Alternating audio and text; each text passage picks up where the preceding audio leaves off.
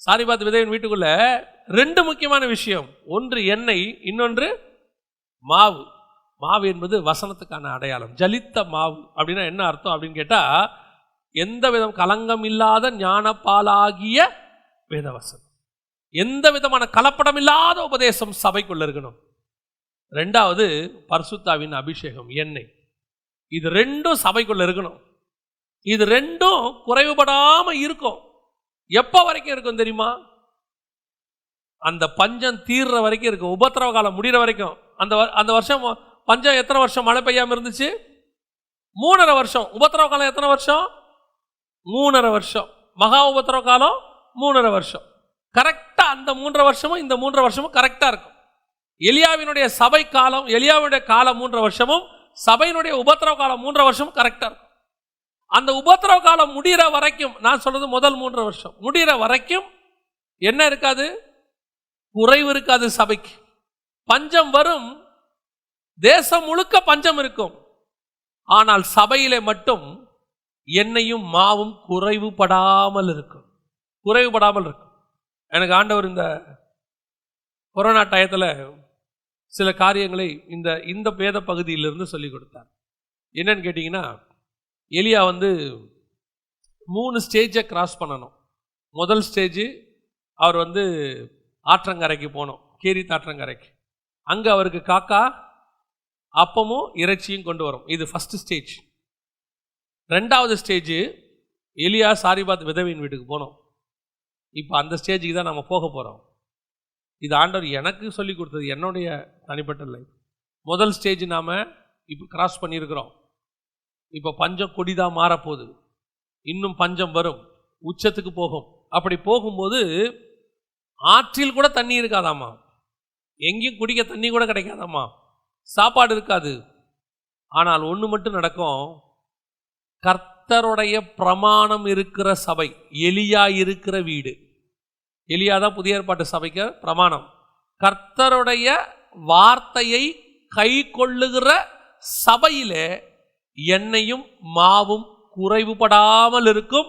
எப்ப வரைக்கும் இருக்கும்? பஞ்சம் முடிகிற வரைக்கும் இருக்கும், இயேசு வருகிற வரைக்கும் இருக்கும். இப்ப நமக்கு அந்த ஆசீர்வாதம் தான் வேணும். இப்ப நமக்கு தேவையான ஆசீர்வாதம் என்ன? சபைக்குள்ள எது 2ம் குறைவுபடக்கூடாது? பரிசுத்தாவின் அபிஷேகமும் ஆவியானவருடைய நிறைவும் கர்த்தருடைய வசனமும் குறைவுபடாமல் இருக்கணும். அதுக்கு தான் ஆண்டவர் உங்களை கொண்டு உட்கார வச்சிருக்கிறார். சபைக்குள்ள நீங்க குறைவுபடாம பார்த்துக்க வேண்டியது என்ன தெரியுமா? உங்க மேல இருக்கிற அபிஷேகத்தையும். அதனால்தான் தாவீது சொல்றான், உன் மேல இருக்கிற என் ஆவியை எடுத்து விடாமலும். பரிசுத்தாவின் அபிஷேகம் நிரம்பி இருக்கணுமா, குறைவுபடாதபடிக்கு. என்ன செய்யக்கூடாது? குறைவுபடாதபடிக்கு. இன்னைக்கு நாம எதை எதிர்பார்க்கிறோம்? நான் சொல்றேன், இங்க எவ்வளவு ஆசீர்வாதம் வச்சிருந்தாலும் அந்த ஆசீர்வாதம் ஒரு நாள் குறைவுபட்டு போகும். ஐரோப்பாவுக்கே சாப்பாடு போட்ட நாடு தான் உக்ரைன். இன்னைக்கு சாப்பாட்டுக்கு உலகத்தை எதிர்பார்க்கிற நிலைமையில் இருக்குது உக்ரைனுடைய நிலைமை. ஒரு காலத்தில் ஸ்ரீலங்காவை பார்த்து சிங்கப்பூருடைய ஜனாதிபதி சொன்னாராம், இது மாதிரி என் நாட்டை நான் மாற்றுவேன், அழகா செழிப்பா மாற்றுவேன்னு சொல்லித்தான் அவர் சிங்கப்பூரை அப்படி மாற்றினாராம். ரோல் மாடல் யாருன்னா ஸ்ரீலங்கா. இன்னைக்கு ஸ்ரீலங்காவுடைய நிலைமை என்ன? இப்படி உலக நாடுகள் எத்தனையும் பாருங்க, இவங்ககிட்ட காசு இல்லையா? எதுவுமே இல்லாமல் இருக்கிறாங்களா? ஒரு நாள் இருந்துச்சு, இன்னைக்கு அதெல்லாம் குறைவுபட்டு போச்சு. ஒரு நாள் வல்லரசா இருக்கிறது ஒரு நாள் இல்லாமல் போகும். ஒரு நாள் வேல்யூ இருக்கிறது ஒரு நாள் வேல்யூ இல்லாமல் போகும். 2000 ரூபாய்க்கு வேல்யூ இருக்கும், திடீர்னு அந்த 2000 ரூபாய் வெறும் பேப்பராக மாறிடும், வேல்யூ இல்லாமல் போயிடும், ஓவர் நைட்டில் போயிடும், பேப்பர் ஆகிடும். ஆனால் உண்மையிலே ஆசீர்வாதம் எது தெரியுமா? கர்த்தர் உங்கள் கையில் கொடுத்திருக்கிற அபிஷேகமும் உங்கள் கையில் கொடுத்திருக்கிற வசனமும். என்னங்க இது பெரிய ஆசீர்வாதம்? நான் சொல்றேன், வெளியே இருக்கிற அத்தனை ஆசீர்வாதத்தையும் கொண்டு வரக்கூடிய வல்லமை இந்த ஆசீர்வாதத்துக்கு உண்டு. இது உங்களுக்கு கொடுக்கும். அது எப்படி கொடுக்கும்? கொண்டு வரும். காக்காவை எங்கிருந்தாவது வரும். இது இருக்கிற சபை உலக பிரகாரமாயும் ஆசீர்வதிக்கப்பட்டிருக்கும். வெறும் வசனத்தை கொடுத்துட்டு, வெறும் ஆண்டவர் அபிஷேகத்தை கொடுத்துட்டு உங்களுக்கு சாப்பாடு கொடுக்க மாட்டேன்னு ஆண்டவர் சொல்லாரு. அவரையே தந்தவர் மற்ற எல்லாவற்றையும் அருளாதிருப்பது எப்படி? எல்லாம் கொடுப்பார், கர்த்தர் செய்வார். உனக்கு தேவைன்னா அவர் செய்வார். உலக பிரகாரமாயும் ஆசீர்வதிப்பார். ஆனால் என்னுடைய எண்ணம் அதுவல்ல, என்னுடைய எண்ணம் என் வீட்டுக்குள்ளே மாவும் எண்ணெயும் குறைவுபடாமல் இருக்கணும். ஏன்? நான் அதை மட்டும் பார்த்துக்கிட்டா போதும், என் வேலை அது போதும். இது மற்றதை கொண்டு வந்துடும். உலகமே பஞ்சத்தில் இருந்தாலும் கர்த்தரை தேடுகிற சபை, வசனத்தில் நடக்கிற சபை, கர்த்தரோடு கூட சஞ்சரிக்கிற சபை, சபையில நான் சொல்றது கட்டடம் அல்ல, நீங்களும் நானும் குறைவுபடாதபடி கர்த்தர் பார்த்துக் கொள்வார். எப்படிங்க குறைவுபடாத பார்த்துக் கொள்வார்? 1000 ரூபாய் ஆயிடுச்சு சிலிண்டரு, ஆண்டவர் பார்த்துப்பாரா? சிலிண்டர் 1000 ரூபா ஆகட்டும், 1100 ரூபா ஆகட்டும், அதை வாங்கிறதுக்கு கர்த்தர் உனக்கு பலப்படுத்துவார். சிலிண்டர் விலையை குறைப்பாரான்னு கேட்காதீங்க, அதை வாங்கிறதுக்கு உங்கள் கரங்களை கர்த்தர் பலப்படுத்துவார். அதாவது நான் என்ன சொல்றேன், தேசமே பஞ்சத்தில் இருந்தாலும் தம்முடைய பிள்ளைகளுக்கு அற்புதமும் அதிசயமாய் கர்த்தர் நடத்துவார். அவ்வளவுதான். எப்படி நடத்துவார் கொஸ்டின் மட்டும் கேட்காதீங்க. அது எப்படிங்க மாவு எடுக்க வந்துகிட்டே இருக்குதா? வரும். இதெல்லாம் நம்புற மாதிரியா இருக்கு? நம்பாத, உனக்கு வராது. நீ நம்புறியா? நம்பு, வரும். நீ விசுவாசித்தால் தேவனுடைய மகிமையை காண்பாய். ஒண்ணு மட்டும் நிச்சயம், வீட்டுக்குள்ள அப்பமும் எண்ணெயும் குறைவுபடவே இல்லை. கர்த்தர் கொடுத்துக்கிட்டே தான் இருந்தார், ஆசீர்வதிச்சிட்டே இருந்தார். அப்பதான் ஆண்டவர் சொல்றாரு, எலியாவை பராமரிக்கிறதுக்கு சபையை அனுப்புனேன், பிரமாணத்தை காப்பாற்றுறதுக்கு தான் புதிய ஏற்பாட்டு சபையை கொண்டாந்த. ஆனா அந்த பிரமாணம் தான் சபையை காப்பாற்றும். நான் சொல்றது உங்களுக்கு புரியுதா? இஸ்ரவேல் வேண்டாம் என்று சொன்ன பிரமாணத்தை இந்த பூமியில நிலைநிறுத்துவதற்காகத்தான் ஒரு சபையை உண்டாக்குனேன். New testament church. புறஜாதியாரை செலக்ட் பண்ணார், புறஜாதி விதவைகளாகிய உங்களையும் என்னையும் செலக்ட் பண்ணார். இது எதுக்கு பண்ணாரு? என்னுடைய பிரீஷியஸான பிரமாணத்தை காப்பாற்றுறதுக்கு ஒரு சபை, இதை பராமரிக்கிறதுக்கு ஒரு சபை வேணும். இதை பிராக்டிஸ் பண்ணி பார்த்து உலகத்துக்கு காட்டணும். சுயாதீன பிரமாணம்னா என்ன, விசுவாசம்னா என்ன, கர்த்தருடைய நித்திய ஜீவன்னா என்னங்கிறத காட்டுறதுக்கு ஒரு சபை வேணும். அதுக்கு தான் கர்த்தர் நம்மளை செலக்ட் பண்ணாரு. ஆனா இந்த பிரமாணத்தை வச்சு தான் சபையை காப்பாத்துறாரு. நீங்கள் நான் எதுல போஷிக்கப்படுறோம்? இந்த வசனத்தை வச்சு போஷிக்கப்படுறோம். இது இல்லாம இது இல்லை, இது இல்லாம இது இல்லை. சபையே இல்லாவிட்டால் பிரமாணம் இல்லை, ஜனங்களுக்கு காட்ட முடியாது. நீங்களும் நானும் மாதிரிகளாக இருக்கிறோம். ஆனா நீங்களும் நானும் வாழணும்னா என்ன வேணும்? எலியாவை பராமரிப்பதற்கு விதவை வீடு வேணும், விதவை வீட்டை பராமரிப்பதற்கு எலியா வேணும். எலியா வந்தாதான் விதவை வீடு பராமரிக்கப்படும். அதைத்தான் கர்த்தர் சொல்றாரு. அப்ப விதவை வீட்டில் எலியா இருக்கணும், அது எலியாவுக்கு நல்லது. எலியாவை விதவை ஏற்றுக்கொள்ளணும், அது விதவைக்கு நல்லது. அல்லேலூயா. இப்ப நாம எப்படி ஆயிட்டோம்? பிரமாணம் வந்துச்சு, மாவு வந்துருச்சு, அப்புறம் எலியாவை பார்த்து ஓகே ஃபைன், ரொம்ப நாளா இருக்கீங்க நீங்க, வீட்டுக்கு வந்து ஒரு 3.5 வருஷத்துக்கிட்ட ஆக போகுது. யோசிச்சு பாருங்க. இது மாதிரிதான் பிரமாணம் நல்லா வந்து ஆசீர்வாதம் வந்த உடனே பிரமாணத்துக்கு குட் பை, கீழ்ப்படிதலுக்கு குட் பை, விசுவாசத்துக்கு குட் பை. ஏன்னா பேங்க் பேலன்ஸ்ல என்ன வந்துருச்சு? இப்ப அமௌண்ட் வந்துருச்சு, ஆசீர்வாதம் வந்துருச்சு. இப்ப என்ன வந்துருச்சு? நான்லாம் நல்லபடியா, ஆக்சுவலா எனக்கு இருக்கிற ஒரு டேலண்ட்டுக்கு நான் வந்து ஆண்டவர் பார்ப்பாரு, பிரமாணத்தை காணும் போலியே, வீட்டுக்குள்ள என்ன காணும்? வசனத்தை காணும். அவர் பயங்கரமான உழைப்பாளிங்க.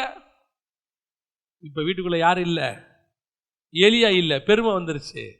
வீட்டுக்குள்ள யாரும் இல்ல, பிரமாணம் இல்ல, நாங்கிற அகங்காரம் வந்துருச்சு.